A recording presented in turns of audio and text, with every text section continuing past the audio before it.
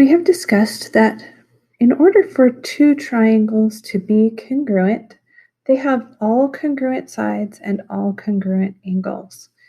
The corresponding sides are congruent, the corresponding angles are congruent.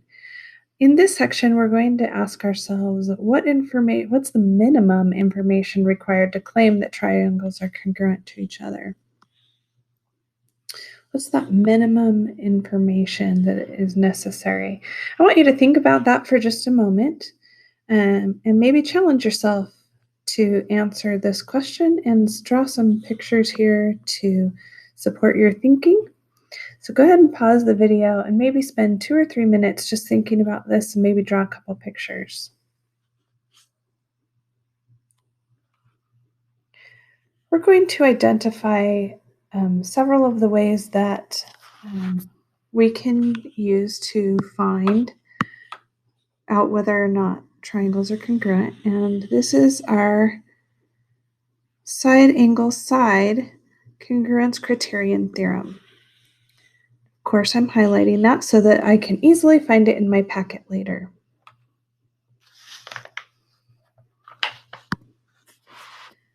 This states if two sides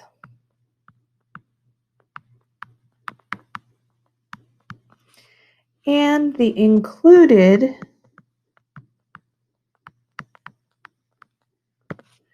angle of one triangle are congruent to two sides and the included angle of another triangle, they are congruent.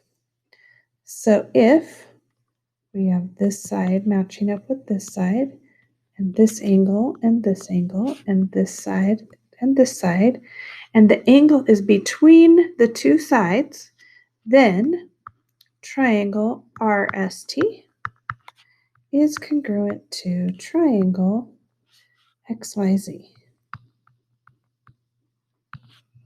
So that whole idea of being included means that that angle is between the two sides that we're looking at.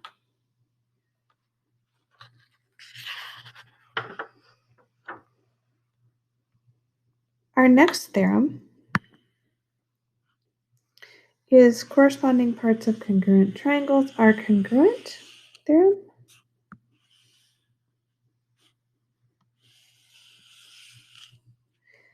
And I'm going to go ahead and highlight this side congruency theorem as well. Okay. If two triangles are congruent, then each pair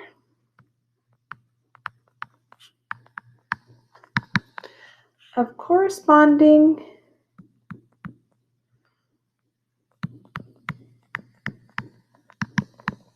sides is congruent and each pair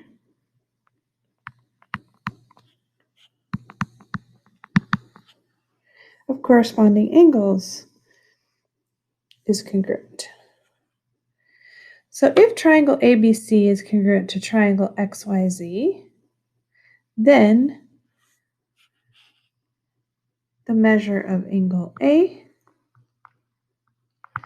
is congruent to the measure of angle X. The measure of angle B is congruent to the measure of angle Y. The measure of angle C is congruent to the measure of angle Z. And AB is congruent to XY. So AB is congruent to XY. And BC is congruent to YZ. So BC is congruent to YZ. And that leaves us with AC congruent to XZ.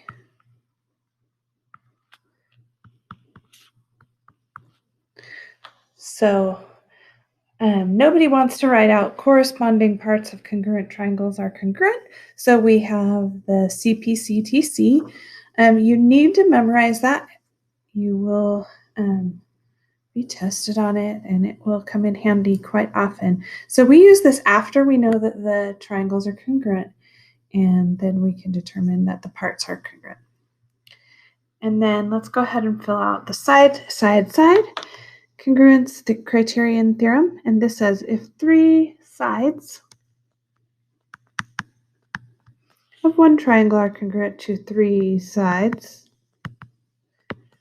of another triangle, then the triangles are congruent.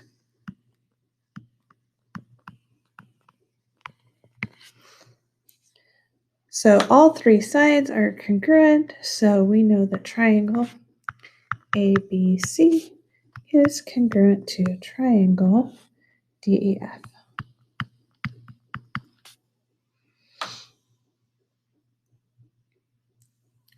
Take note of the order. We went from A to B, that was side 1. We went from D to E, that was side 1. So even though the triangles are not oriented in the same direction, we're caring more about the order of the letters based on the congruent sides and the congruent angles.